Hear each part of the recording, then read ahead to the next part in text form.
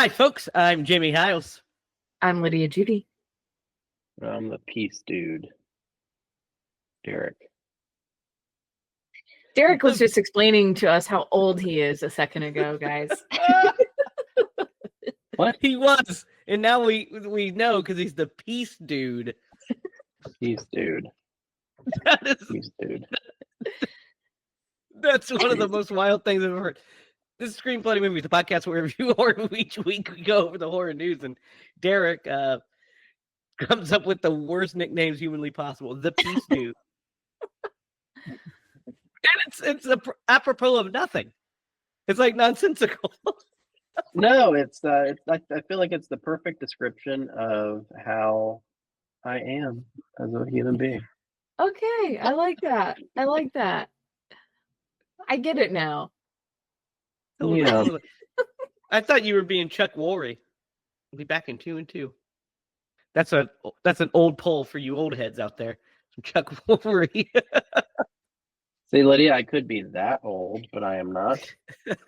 Yeah. I'm a never-ending pile of pop culture knowledge in here. Just all eras just kind of come out when they do. I'll start How are you guys? homes for you guys. Yeah. No, that's a low blow. Yeah, instead you should start researching on how to get our movie funded, because if you guys check in the description below, the Indiegogo is live, and we are going to make Secret Admirer so you can enjoy it with your eyes and your ears and your heart and your soul. It's going to be a lot of fun. And how if are you guys eat some doing hot tonight? Wings, maybe your butthole. Oh my god. Wow, this is a wild episode already. I knew it was a bad idea for Derek to smoke that peyote before we started.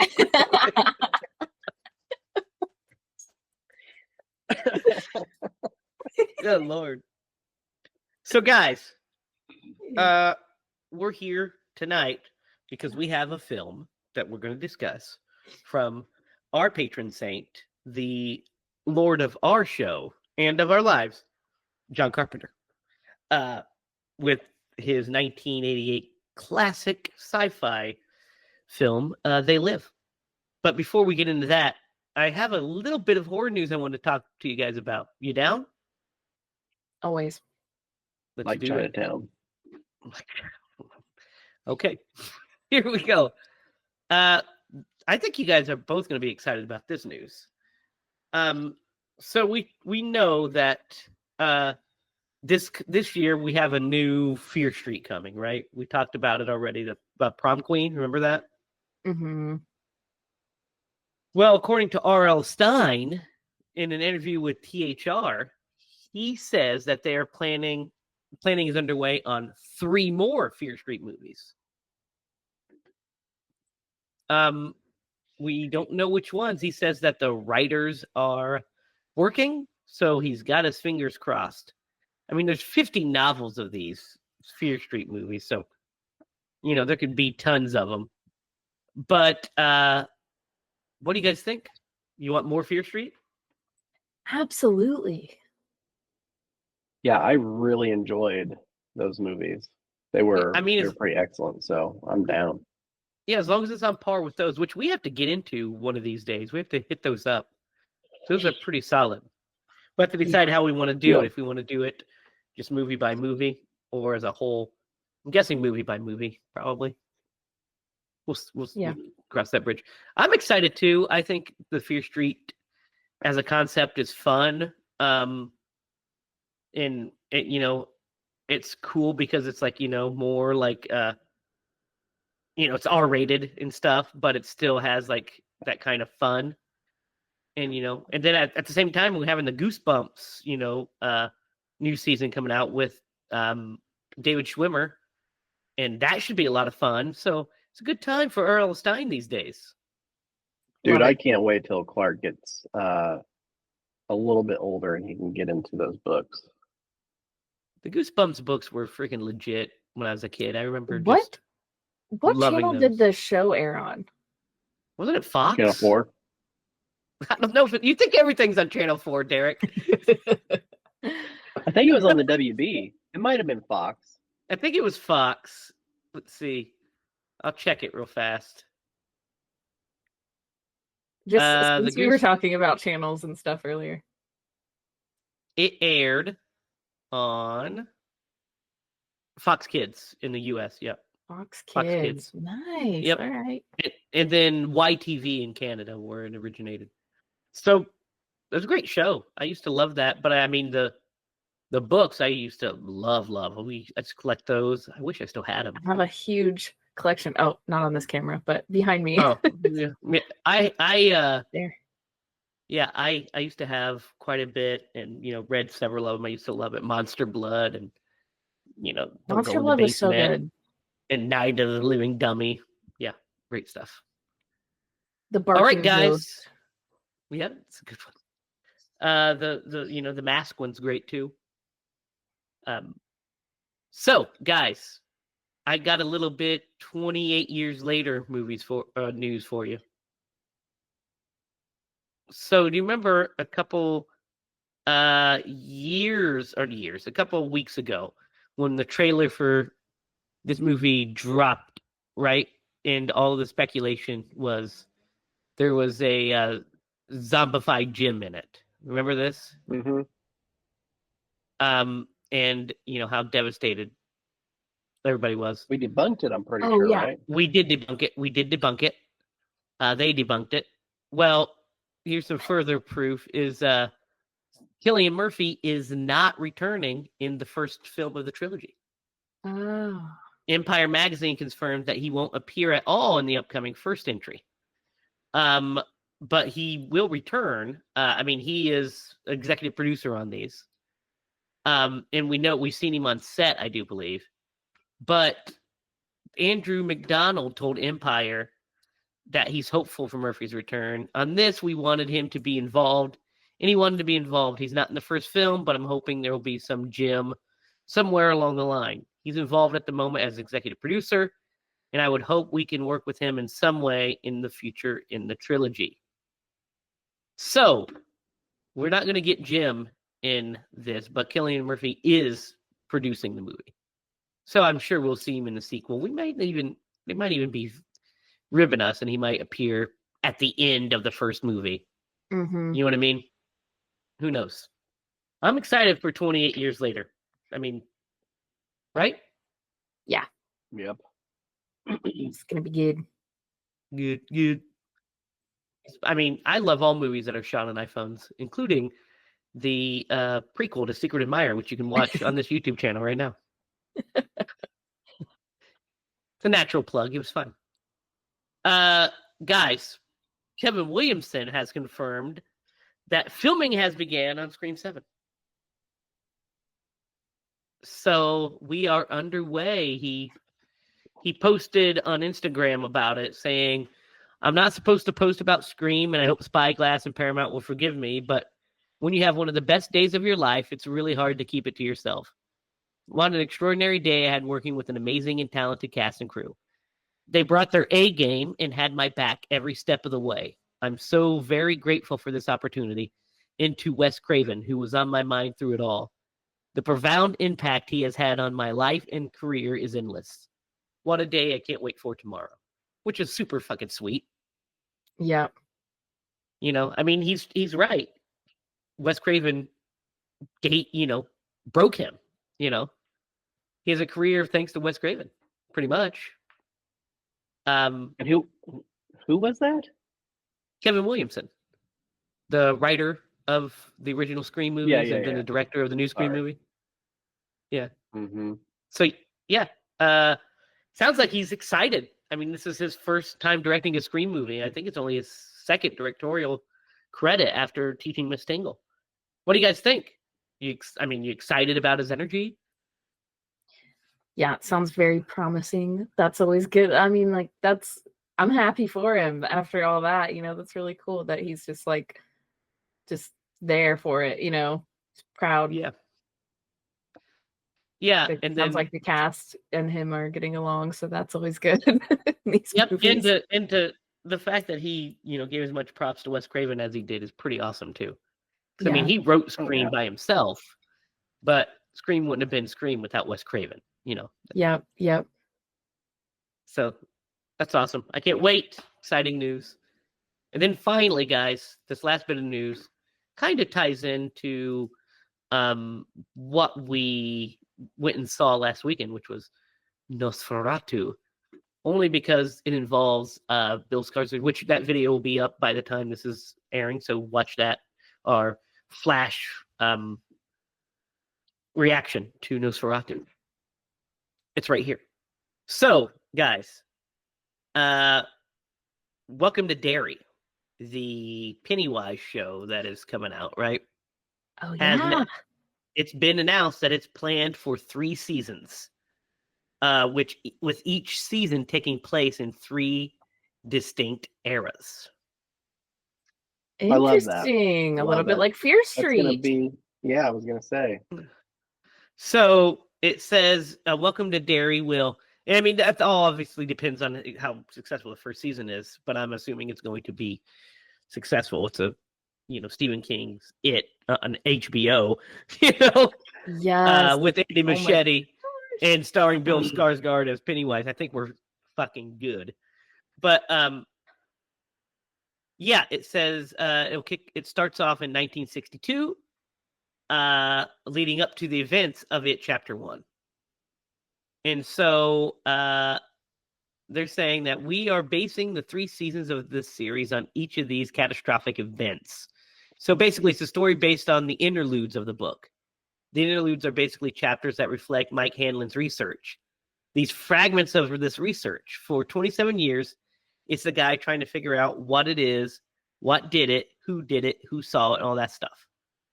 So the stuff that's like kind of alluded to from Mike's research are what the seasons are based off of. So it says there's 3 seasons. There's a reason why the story is told backwards.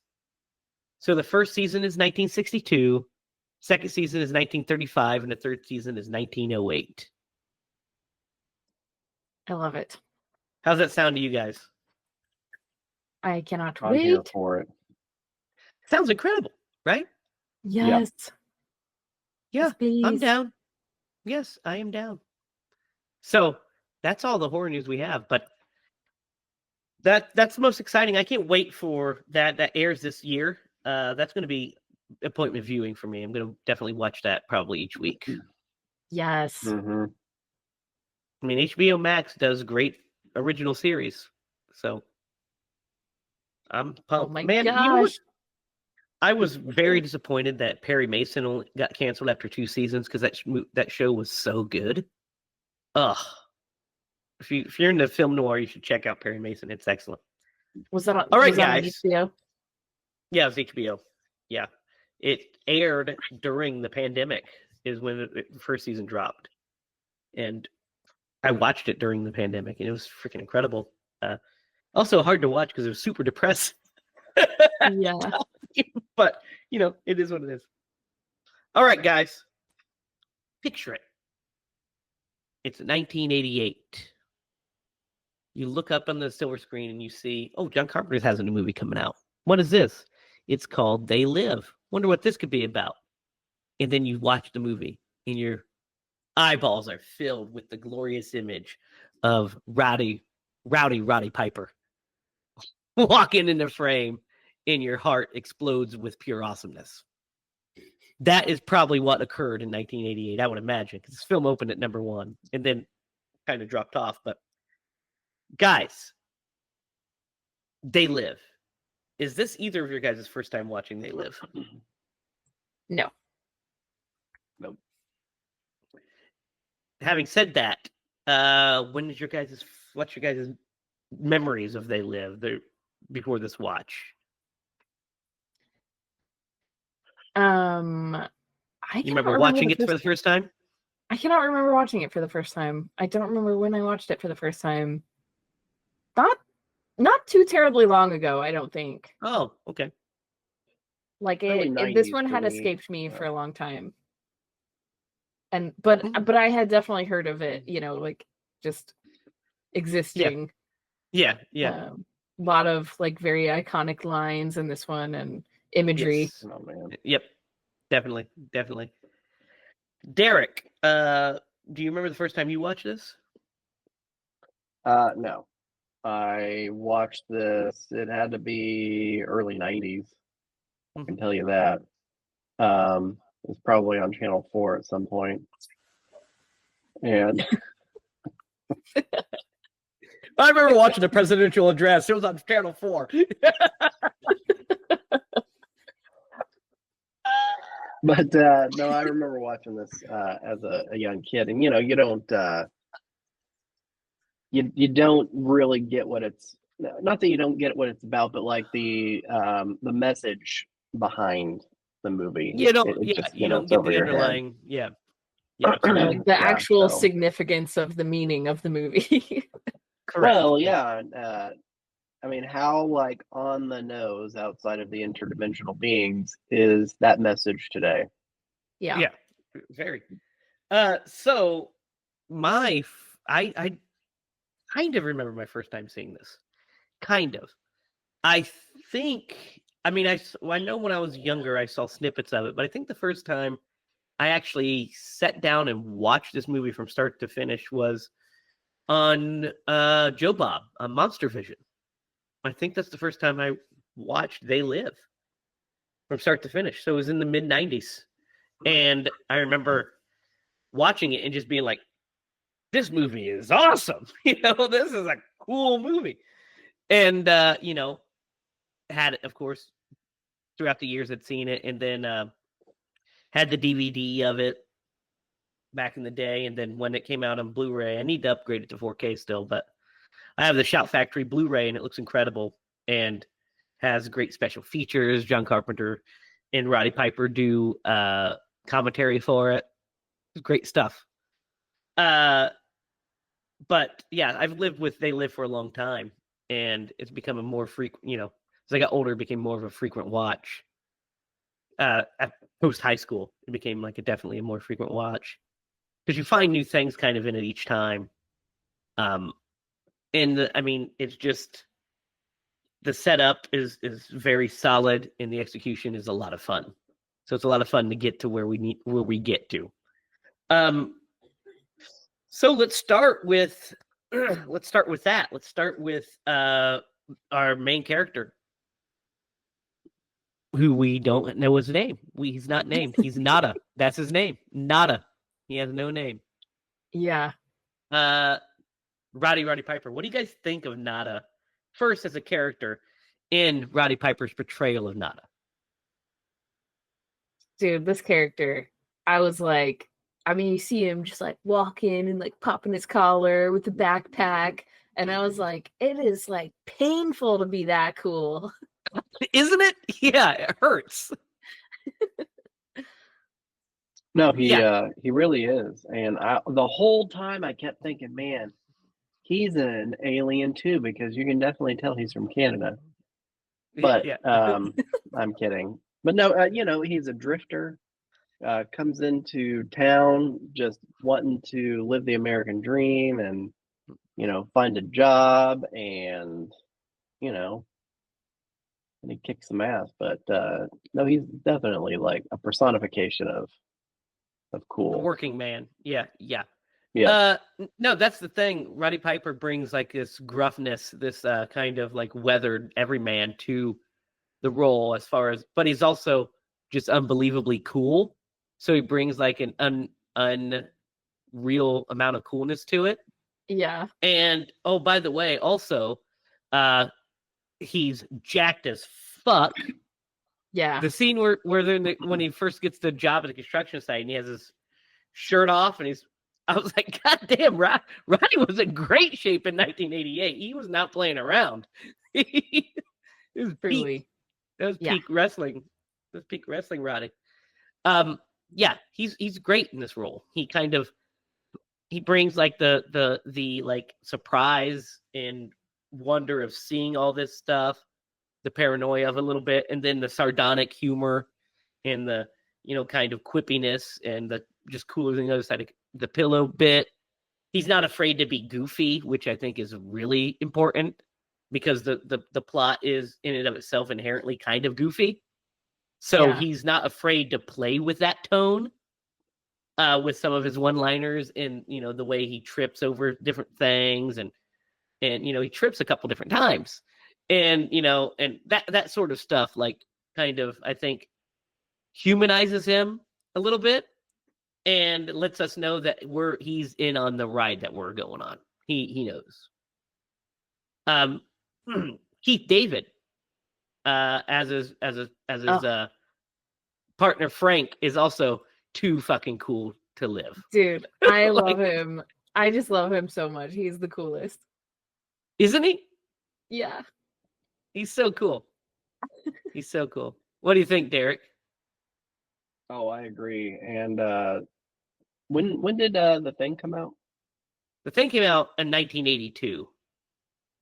So Okay, several years before this. Well, I'm just saying, like, he was in that as well, so he had to be a favorite of Mr. Carpenter's. Yeah, another Carpenter flick.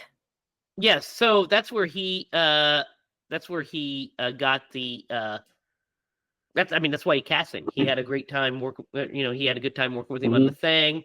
Thought he was really good in The Thing. Also, interestingly enough, he wrote the script. So this script is written by Frank Armitage, is who wrote the screenplay. You guys might know him by his other name, John Carpenter. Ah. Really?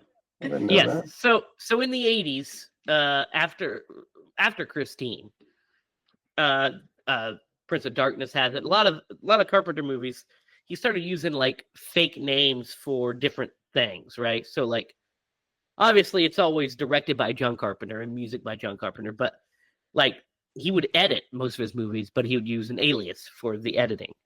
He would write most of his movies, so he'd use an alias for the writer because he got tired of seeing his name all the time. Like, he said after Christine came out, it just which looks is a bad. Stephen King movie.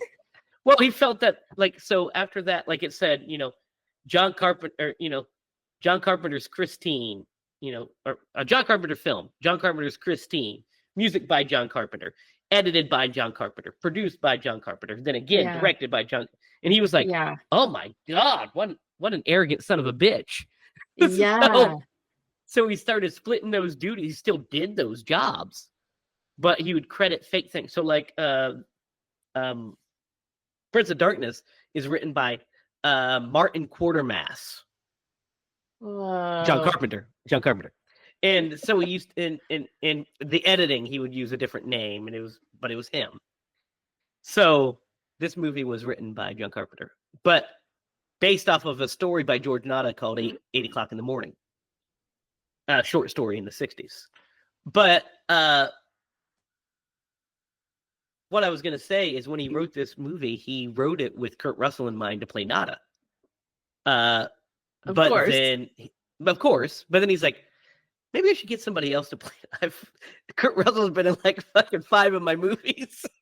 Maybe I should go somewhere else. And then he toyed around with hiring like a big star, like a Tom Cruise or Sylvester Stallone or somebody that was super, big at the time, a movie star. And then he saw Roddy Piper, was like, you know what? I think that's the guy.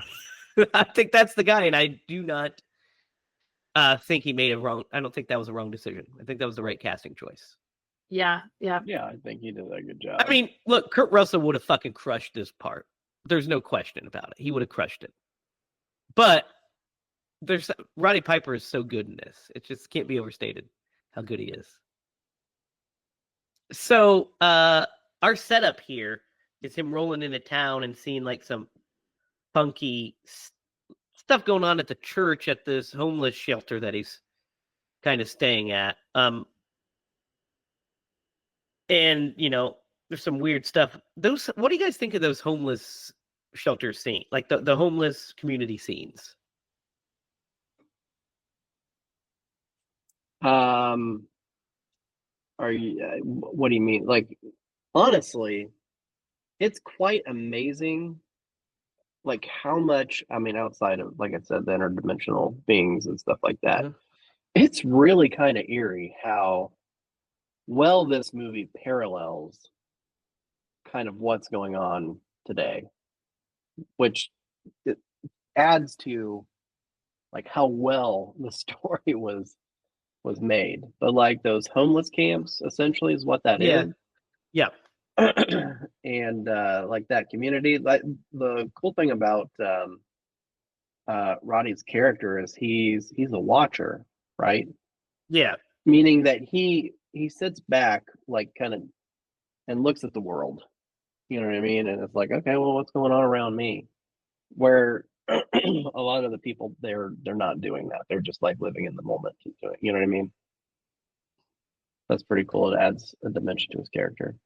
Yeah, and it's also a great way to set up because it shows like we see the have-nots, right? We see these people trying to survive. We see a community, helping its citizens out. We see like the church, and they're feeding them and all of this stuff. And we hear about Frank's story and how factories closed down and how he's came out for a job because he has got family in Detroit. And then, we have Nada saying, well, you know what? I believe in the American dream, kind of like I do. I believe in it. We just have to keep grinding, kind of thing. Working man. And it shows that juxtaposition because later when the homeless camp is destroyed, we feel that because we feel, again, they're taken away from society, right? The haves are taken from the have-nots again, and it's the authority. John Carpenter has a problem with authority, in case you haven't noticed it from every John Carpenter movie that's ever been made. He kind of just spells it out in this one. Or when we get to Escape from New York, it's pretty fucking blatant in that one as well. But when Nada sees like the weirdness going on at the church, he's like, there's something weird going on here. And he could just keep his head down and keep doing his job like Frank tells him to, but again, he's a curious person. That's how you stay asleep, right? That's how you don't wake up, is by just keeping your head down, following. So he wakes up and he's like, there's something going on here. I love that line when he says, Frank says he runs down the white line, and Nada says, the white line's usually in the middle of the road. That's the worst place to drive your car. You're like, man, good line. Yeah. So what do you guys think of, like, it makes me laugh when he goes into the church, and I love like the fact that they have like the hymns playing, like a church choir, and it's just speakers going through. Like they didn't even like really try to hide it all that well. Yeah, and you see like their whole like little chemistry set of how they're making these little lenses. Mm-hmm. Mm-hmm. Oh my God, what the hell just happened? Oh no. Oh my God. Sorry, I was reading the fucking quotes in this movie. Yeah, we'll get to him. I know, but I pulled them up, and you had said one of them about him running down the thing, and I like looked over here and I saw the fucking one about the formaldehyde. Oh yeah. Well, that's one of my favorites. Yeah. Kill Derek. Murdered him. So that whole scene where they break down where they tear down the camp, and the other folks flee and everything is really kind of, like I said, kind of scary and heartbreaking. Because everybody, it's just chaos, and Nada, being who he is, saves the kid, tries to save people and stuff, and they hide, and it's just a fascism of well, it's like I said, the parallels to like kind of what we're going through right now, and like these people are a part of society that have like fallen through the cracks. You know what I mean? Mhm. Like you lose your job, and if you can't find a job in a couple, like, give it a month or two, and you're gonna be homeless, or you get crushed by medical debt, whatever happened. I mean, like, it's happening now. Like, we had a record number of people who were homeless last year. And then you bulldoze this little community that they set up. Like, talking about kicking the people who are at the bottom. While they're down. Just, yeah. Like, they already Of had course. nothing, and now they have more nothing. Like, Yeah. less nothing than they had before. And of course it's because it's the aliens that are trying to crush this resistance cell. And so they don't care who they hurt because they don't care about us. They don't care about humans. We're cattle. So when he finally puts on the glasses, after he sneaks in and finds them, this movie really soars. This is where it takes off. I mean, all that stuff before is good because good character building stuff. I also want to go back to the very beginning real fast because I think the shot of when we see the title of They Live is fucking phenomenal. How it's graffitied on the wall. That's awesome. John Carpenter's They Live. That is so good. I kind of get chills thinking about it. I was like, what a fucking awesome way to introduce this movie, John. Jesus Christ. Going full John Carpenter on us. But man, when he puts on those glasses the first time he sees, Obey, and we start seeing things through his eyes, is so cool, right? In the black and white cool. photography. Yeah. Oh my gosh. It's so cool on so many levels. Yeah, it's so good. And the matte scariest paintings. thing, like, the reason it's scary is because it feels very relevant and real. Yeah. It, Like, not too sci-fi. Yeah. it's like, you cannot go anywhere without seeing these, like, advertisements that are just trying to brainwash you into consuming whatever they're trying to sell. It's insane. Ugh, Absolutely. guys, I hate commercials. You had the film. What'd you say? I said, by the way, donate to our film. Yes, please. Please do. Well, I mean, you have subliminal messaging, which is 100% a real thing. How effective it is adds, not known, but yeah, it has been a real thing. Yeah.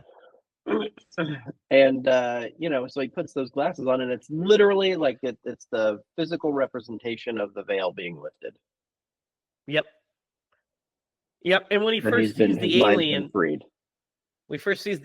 and he's just like, staring at the guy, and the guy's like, something. This guy's weird. He's acting weird. I don't know what that's about. And then when he walks into the shop is where it is, man. That's where your line is. He sees the freaking. There's a couple of them. Yeah, well, he's looking at it. He's trying to figure it out what's going on, and he sees all the alien people. And then one woman backs into him, and he's like, start talking about how hideous her face is, and pretty much immediately. You're okay. This one, real fucking ugly. Real fucking ugly. Yeah, that makes me laugh. Formaldehyde face is a great one. He's like, like, now you look okay. I put these on. Formaldehyde face. I laugh so hard every time. But yeah, I popped. I laughed out loud when he said, "You real fucking ugly." And then of course they start to know that he's can see them. Yeah. We have one that can see, and then he has the confrontation with the two alien cops. Yep. Good thinking, Lydia. Check, make sure. They're like, we should go somewhere quiet. We should talk. Okay. Yeah. Yep. That's definitely what a cop. I don't know what that's code for. We know what that is. So yeah, when he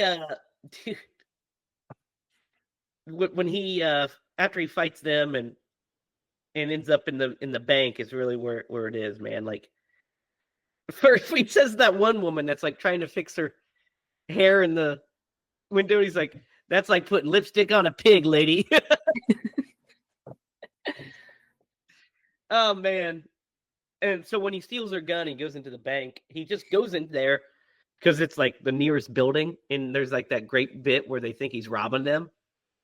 He just kind of stands there, and then he says the most iconic line of the movie, which is, "I'm here to chew bubble gum and kick ass, and I'm all out of bubble gum." Dude, Which, by the way, was Roddy Piper's line. He wrote that line. really? They tried multiple lines for that, and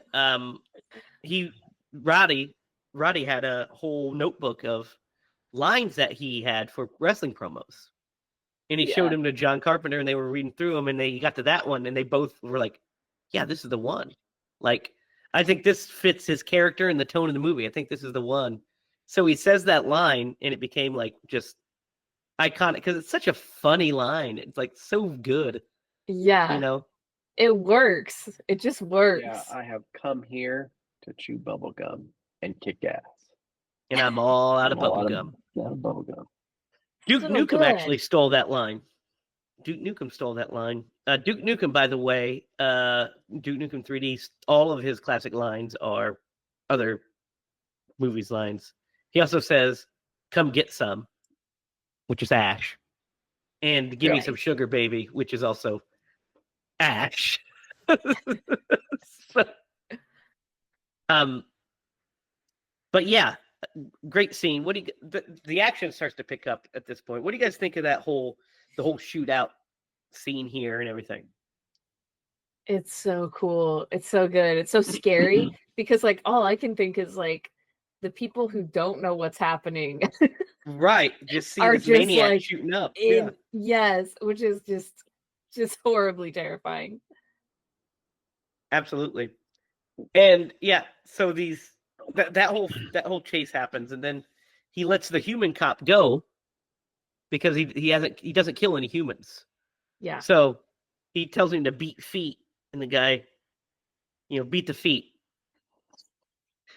Roddy says, according in the commentary, he says that when he told that cop to beat feet, the cop didn't know what that meant, so he started running in place, like the actor. He's like, "No, man, that means to run." He's like, "Oh, okay." That's funny. So we meet our really only female character in the movie of any consequence, Holly Thompson, played by Meg Foster at this point, and because he holds her at gunpoint and forces her to take her to her house because he's coming down. These glasses are giving him basically a drug. He's having coming off of a drug with a high. So Meg Foster has the most striking eyes. Doesn't Evil she? Lynn, dude. Just call her Evil Lynn from now on, and we'll be fine. Yeah, those eyes are just wow, right? Mm-hmm. Yeah. Yeah, Jake could not stop talking about her eyes the whole time we were watching her. He's like, "Wow, did you see your eyes?" Yeah, dude, their dialogue in the thing is pretty funny, pretty good. It makes me laugh when she starts to stand up and goes, "Don't fuck with me," But really, what makes me laugh out loud is how she knocks him in the head with a bottle, and he flies out of a window and fucking black sheeps down a hill. Yes, dude, that was the same hill. Mm-hmm. Same hill. Has to be. Yeah, I was just my jaw was just dropped because I forgot that happened. And, I didn't know where her character, I couldn't remember where her character was going. And when she did that, and then she just very nonchalant, just no excitement or anything, just calls the police or something. And it's Yeah. Hey. Yeah. Hey, they're here. So I think we're led to believe that she called the police. Right. Yeah. But I think she actually calls. Definitely. Yeah. Derek, what do you think of this scene? Oh, no, I agree with everything you guys said, and it just kind of comes out of nowhere where she's just like, "Wow!" Looking, she coffee destroys him. I know, and then it's just crazy. Like I would have definitely died if I would have fell out a window that high up. Yeah. I love how he like gets up, kind of like Chris Farley from Black Sheep, Yeah. kind of makes his way over. It's so good. It is like He, curls up in between Yeah. some trash cans or something. This is the spot. Peter Griffin's for a minute. Yeah. This is the spot. Yeah. Yeah. Great bit. And so I love the bit. So when he returns to get the sunglasses and they're in the garbage can, right? Or in the garbage truck, and he opens the garbage truck to get them. And when the garbage truck starts to lift, his reaction is so funny. Oh no! Oh no! Like, can I not catch a break, universe?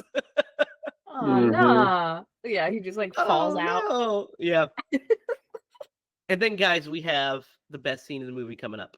So after he visits the construction site and visits Frank and says, "Hey, I need your, some shit's going on." I love that Frank looks at him and he says, I've had a bad couple of days." He's like, "No shit." He's like, "How many people did you murder and everything?" So after he gets the sunglasses, Frank had followed him and drops gives him the week pay, so that way he could get out of town and get out of there. And we have the all-time greatest fight scene in any movie ever.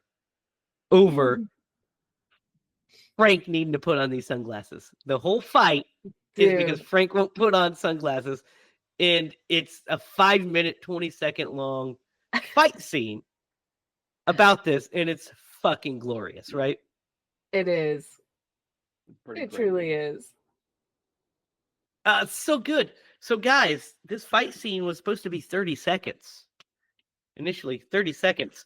And so Roddy Piper and Keith David practiced this, rehearsed it for like 3 weeks, and worked on it.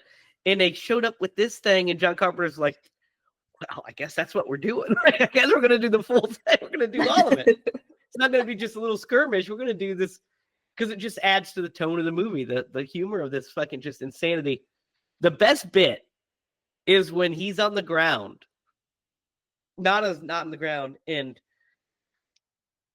Frank gets on top of him and repeatedly knees him in the groin. Is so funny. No, go ahead, keep going. I I just was got a laughing. visual of a scene of this. I was laughing so hard because earlier he goes to like hit him in the nuts and he goes, "You dirty motherfucker." Yeah, that's what I was thinking.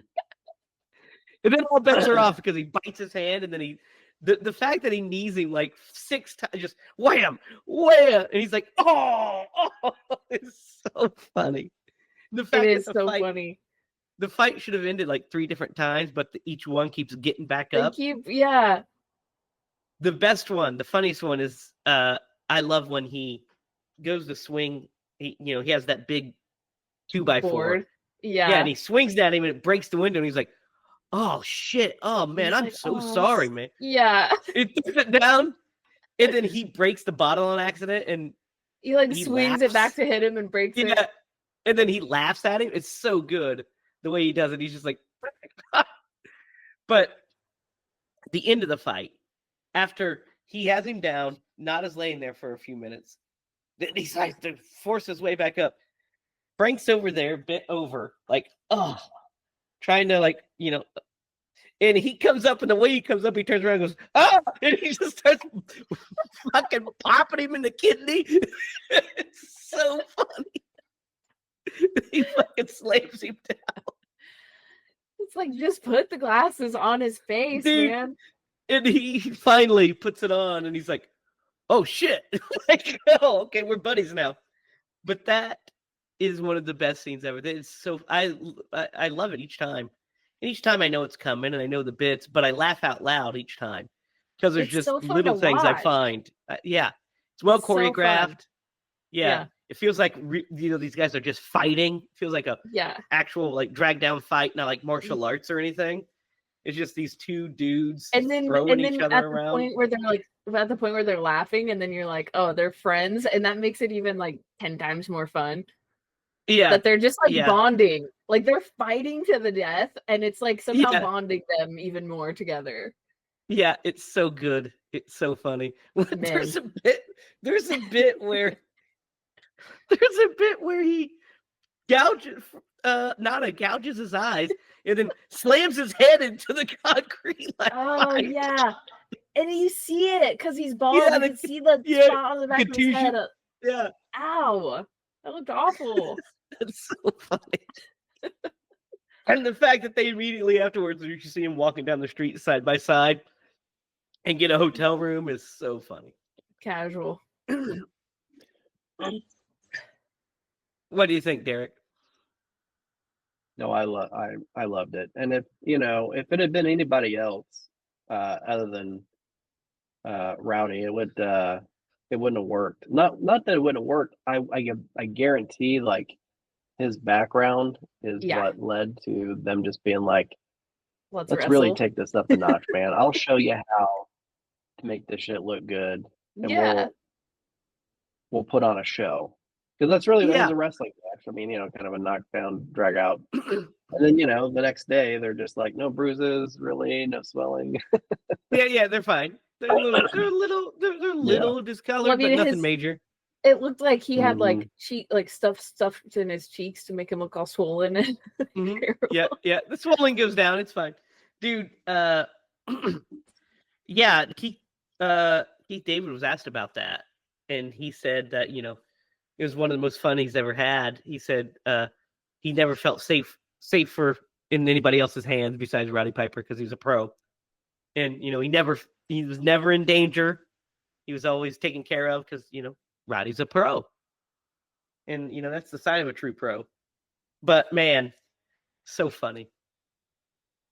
So they finally, the Gilbert, who's the lead of the underground movement on the West Coast, finds him, tracks him down, and invites him to one of their meetings that night. So they have like a scene in the hotel room where they kind of Nada opens up a little more, and we kind of get more insight into him, which I think is a really good scene. Don't you guys think? Yeah. He talks about his like growing up, and there's that thing with his dad, and just not the model father. No. But yeah. The real bond. That's a real bonding experience too. Yeah, and Piper was actually self-conscious about that scene because that was the where he had to actually emote and open up, and he felt like he let everybody down. He didn't feel like he did a good enough job, and I disagree. I think he did. John Carpenter disagreed too. He said he did great. I thought he did.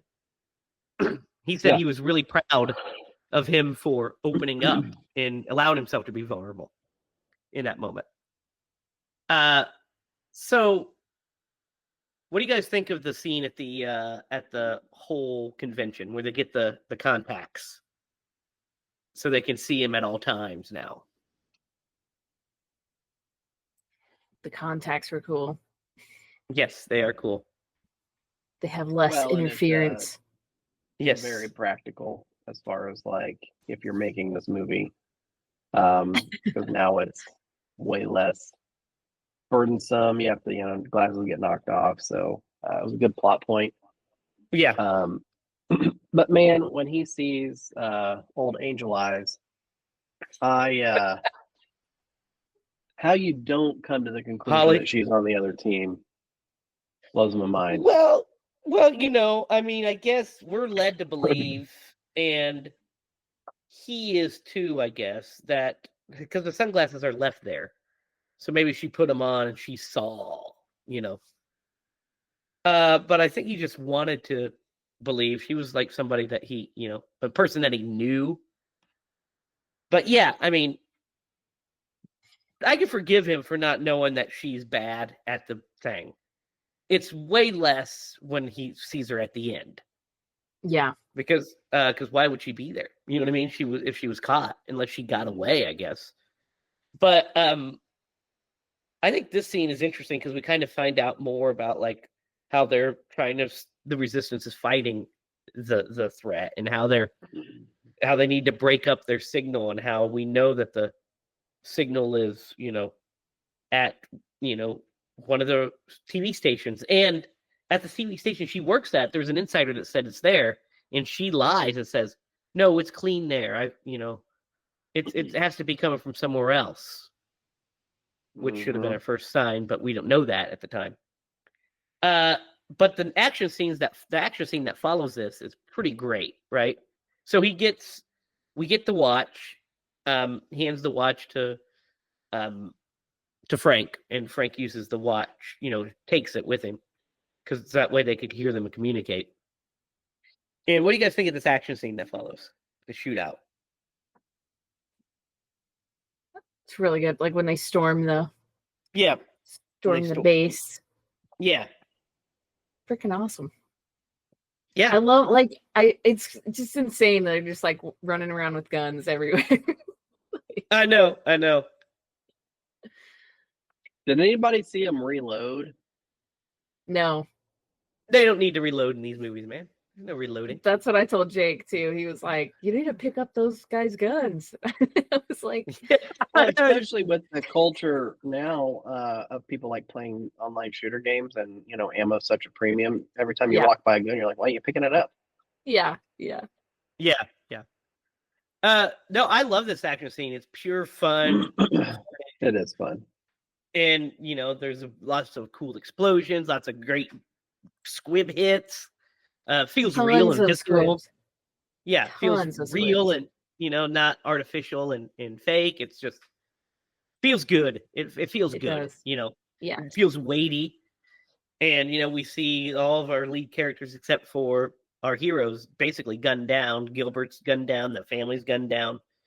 She escapes. We're to assume she escapes. And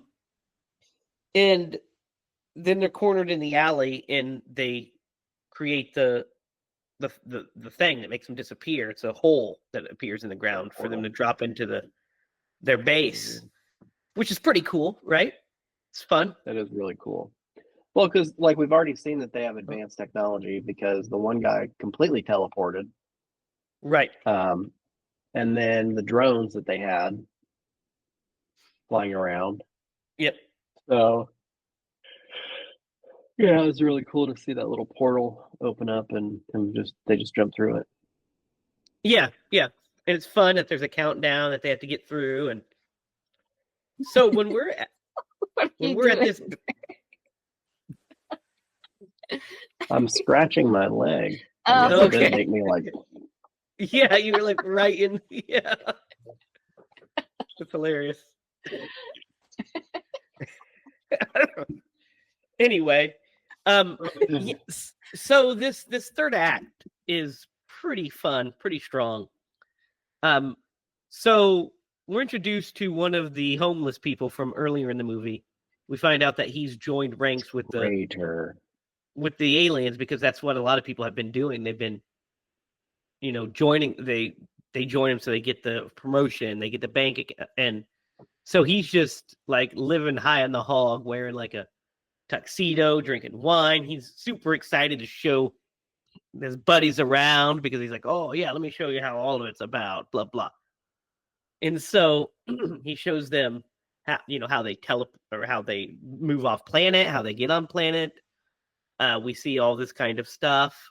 We hear the speech that they're talking about. He mentions climate change in the speech, which was very progressive for 1988. Not a lot of people knew about it. John Carpenter wrote that shit. And then we get the bit where they find the news where it's broadcast, which is a news studio. They end up in the news studio that the woman works at, and so they're like, okay, so it broadcasts from the roof. That's where old Buck Flowers tells him everything. Oh yeah, it's up here. It does this, blah blah blah. And so they gun down 2 guards, and then we get another extended action scene, which is a lot of fun. Them running through the halls and stuff, right? Yeah. Feels I like always, yeah, like anytime I see people like running through halls like this, it's kind of like a nightmarish like anxiety that I get. I'm like, oh no, like I know something's about to happen. Like, yeah, and there's nowhere to go. I mean, you're just kind of bottlenecked in, so they're kind Yeah. of mazed in, and they're trying to figure out where to go. What do you think of this third act, Derek? The shootout. Yeah, no, it's really intense. It is a lot of fun. They're just like, gunning people down left and right, trying to make their way to the roof of this building. It kind of That feels like a one guy video gave game, way right? too much exposition. Yeah. No, Yeah, I he mean, does. and it was, which is perfect. And he takes them to see like the teleporting area, and then his hubris really gets to him. He's trying to show off. Right. They're Yeah. like, oh, I've never seen the inside of a movie station or a news station. Yeah. And you're like, oh, I can get you guys in there, no problem. Hey guys. Yeah. Yeah, where's your passes? Here's our passes. Yeah. Got Yeah. shots. So they make their way through, and there's a great line that really makes me laugh.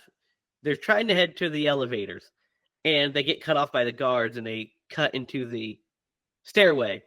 And Frank looks at him, and he goes, well, there's got to be another way up. And they start going up. It's just the way he delivers the line is really funny. They run into Holly, and she doesn't say a word. He takes her along with them, and they're like, we're going up to the roof. He thinks that she's with them, and she goes up from behind Frank and shoots him. And so it's just Nada on the roof. It's very upsetting. Yeah. And Didn't like it's just that. Frank. Yeah, it's just Frank on the roof. Staring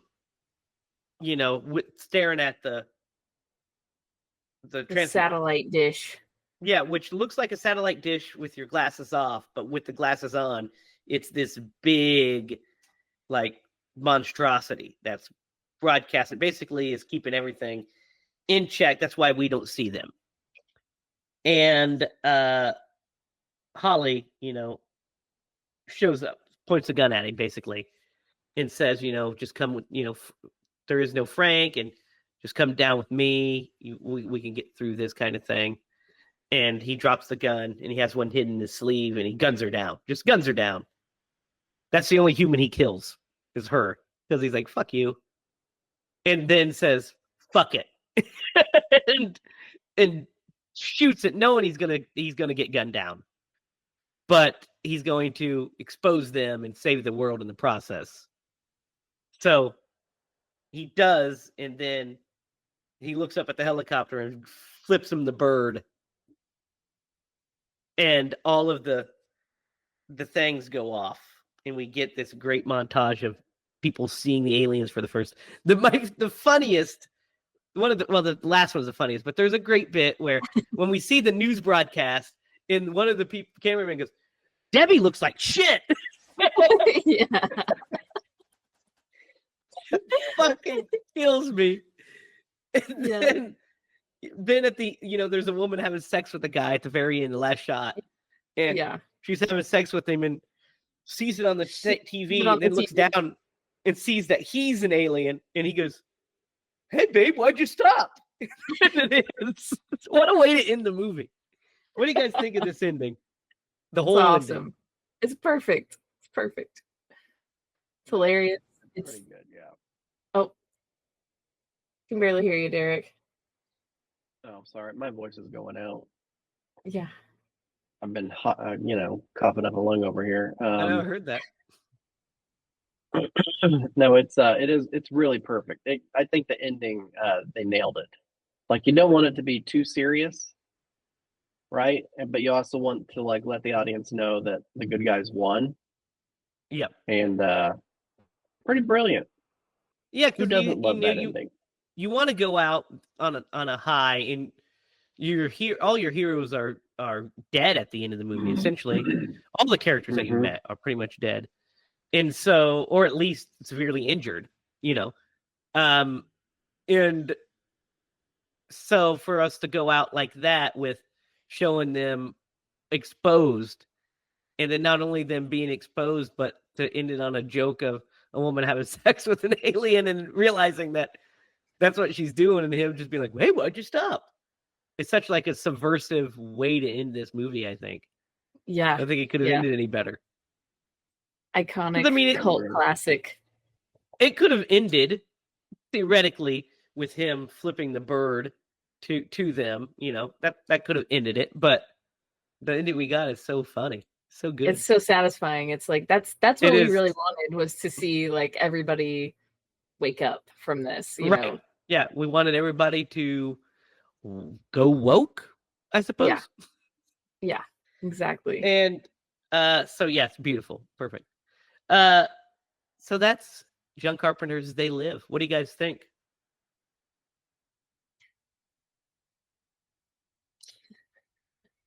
Derek, you're muted, by the way.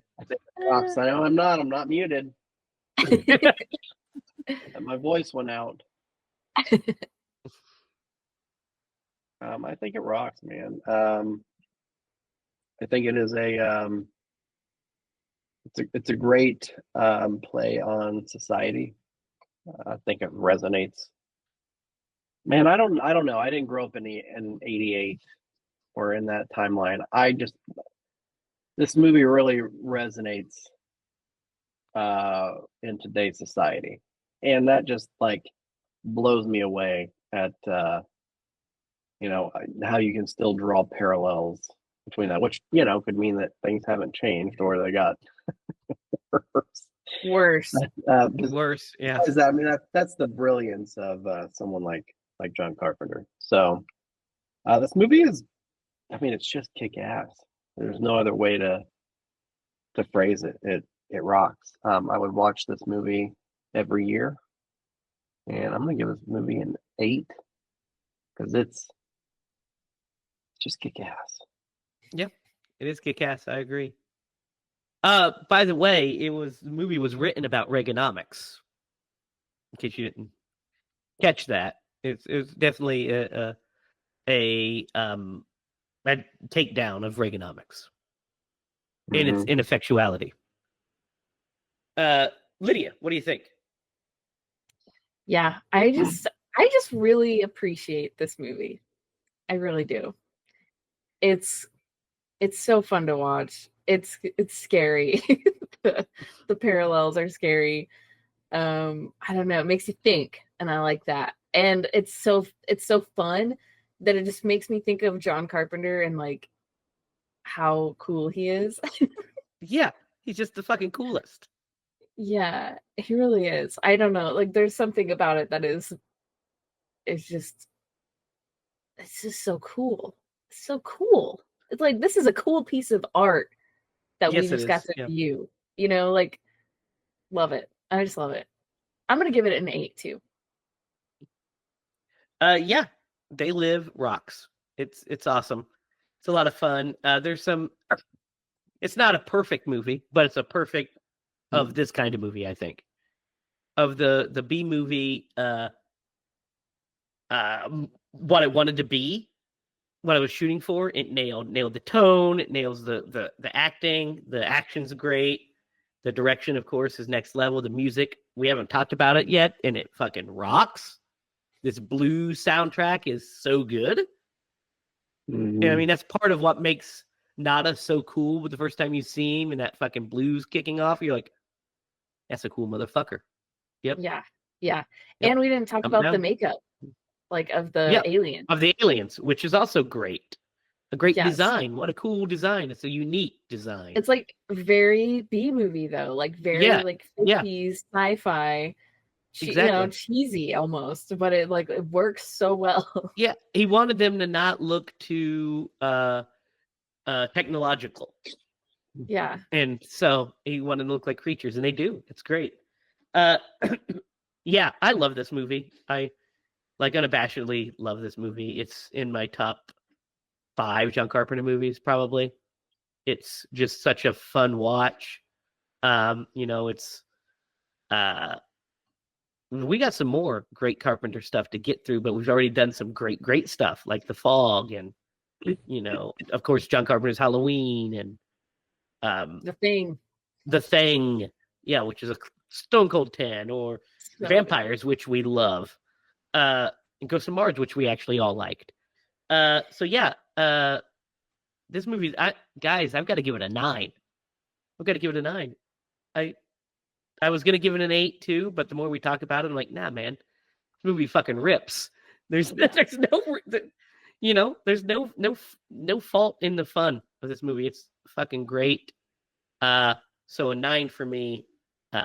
That's John Carpenter's They Live. So guys, we have to aconize this movie. Frequent John Carpenter collaborator, by the way. Who would Tom Atkins play in this movie? I was thinking about this the whole time, and I was like, you could literally put him in any role in this movie, and he would be amazing. Yeah, he'd be a fucking great Nada. He would be a fucking fantastic Nada. Yeah. But I would not want to replace Roddy Piper. He'd be a brilliant Frank, but I would not want to replace Keith David. So I guess we're stuck with, the leader of the Resistance, right? The Peter Jason character. Yeah. Yeah. Gilbert, that's who he'd have to be. Gilly. Because there's a really small Gilly cast. Butterworth. There's only I don't know what the fuck you're talking about over there. Saying nonsense. But yeah, it's a really small cast, just a lot of extras. So like the name cast is pretty small. So yeah. Lydia. Girl. Yes. It's your pick. Only a What are we girl watching? wins our podcast. What are we watching, girl? Okay, so I discussed this with my movie watching assistant. And He was going to say, with my therapist, and he said... Oh, my therapist would fully disagree with this movie, I think. But... Oh, she said, stay away from Derek picks. Excuse me, I picked this movie. You did. You did a good job on this one, Derek. Yeah. You also picked Bad Milo. You also were thinking that we were going to be mad at you for picking this, so you're just confused. I like to keep you guys on your toes, is what it is. All right. Well, I'm gonna keep us all on our toes. I think I'm gonna pick something that I have not watched yet. Oh. And I don't know if you guys have watched it yet, but I'm going to pick Smile 2. Oh no, I've not seen it yet. Slight Frown. Slight Frown. We're gonna watch a Slight Frown.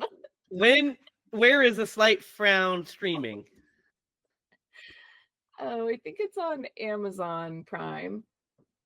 Okay, That's where I think saw it. Oh, Smile 2 is actually on Sling TV, Paramount Plus, the Roku channel, YouTube, Fandango, Google Play, MGM Plus, Amazon Prime Video, premium subscription, and Philo and Apple TV. So yeah, you can watch it in any of those fine places. Ooh, man, that's 2 hours and 12 minutes. It's got some length on it. So that is, we're going to hit up Smile 2. We watched the first one. Was that last year or the year before? I think it was last year. Yeah, Parker Finn's Smile 2. So that'll be a fun watch. So we'll hit that up. So as we talked about at the beginning of the podcast, the Indiegogo is up. It's in the description. Check it out. Share it with your friends. If you feel like donating, donate. If you have a incredibly rich uncle, definitely send them there so that we can just get it all done now. But yeah, check it out. Also available on there and on the YouTube page is the opening scene for the movie. So check it out. See what we've done so far. I think you guys are really going to dig it. I think you'll be surprised about what we shot and how great it looks, because we were. And we all put in a lot of hard work for that, and it was a lot of fun, right? It paid off. Wouldn't you guys say? Yes. I agree. It's incredible.